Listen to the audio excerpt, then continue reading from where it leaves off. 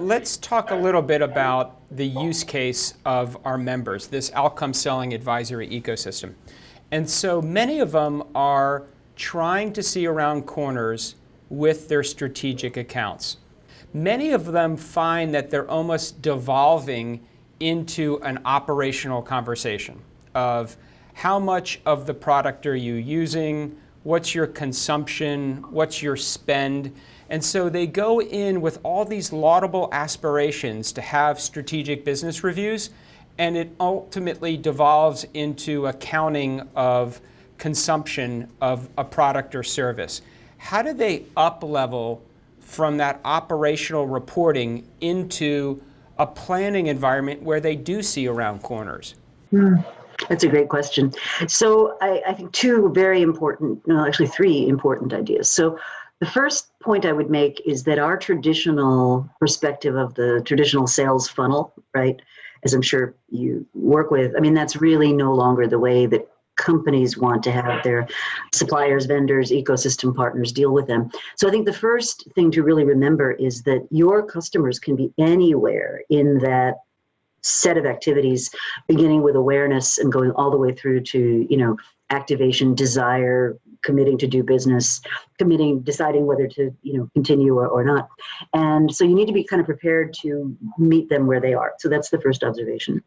Second observation I would make is that we really need to get away from industries as the dominant way of thinking strategically.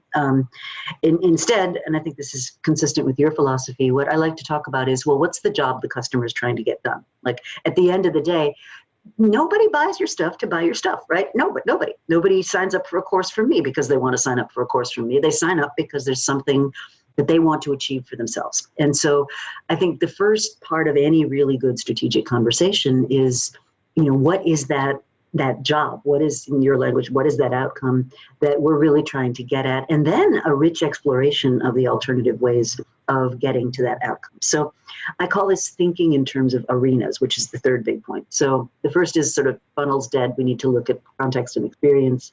The second is jobs to be done. What is that job? And the third is your arena is full of different players. And the most significant competitor you have may be not even in your industry. So I'll give a specific example.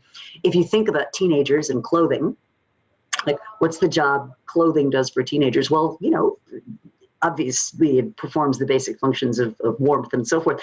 But for teenagers in particular, it's a lot of signaling, right? It's who am I? What am I doing? Where am I?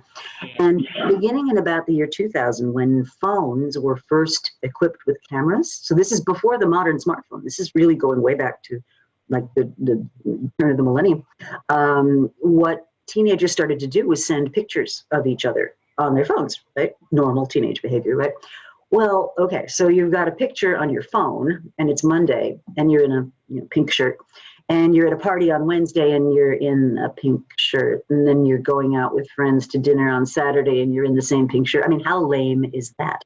Right. And so, if you're in the business of selling clothes to teenagers, you better be aware of that dynamic. And I believe this very strongly, that this whole ecological disaster, which is called fast fashion, was driven in part by this desire for teenagers to have cheap, cheerful, affordable clothing that was essentially disposable, because all they want is enough clothing to take the perfect selfie, and then they move on. Now, I think we may be at a backlash where people are now going, oh, no, I'm eco-friendly, so I'm wearing the same suit, for 365 days in a row. I think that may backlash the other way.